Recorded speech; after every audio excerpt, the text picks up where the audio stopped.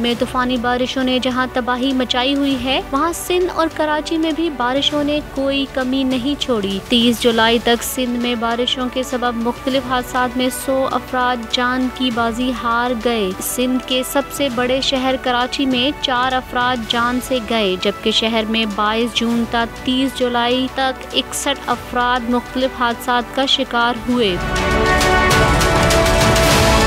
मौसमियाती तज्ज़ियाकार जवाद मेमन का कहना है कि रवां बरस मानसून मुल्क भर में मामूल से ज्यादा बारिशें बरसा रहा है। माह अगस्त में भी कराची में मामूल से ज़ायद बारिशों का इम्कान है। उनका कहना था कि कराची में 12 से 14 अगस्त तेज बारिशों का इम्कान है। माह अगस्त में 3 से 4 ताकतवर मानसून सिस्टम सिंध पर असर अंदाज हो सकते हैं। एक बार फिर शहर में रिकॉर्ड ब्रेकिंग बारिशें होने का इम्कान है।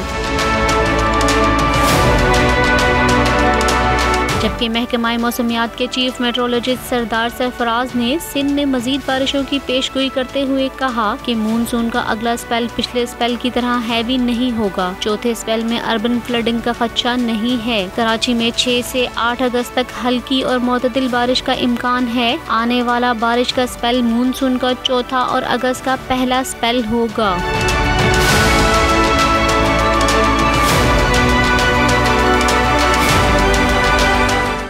सब्सक्राइब करें और बेल दबाएं ताकि कोई खबर रह न जाए।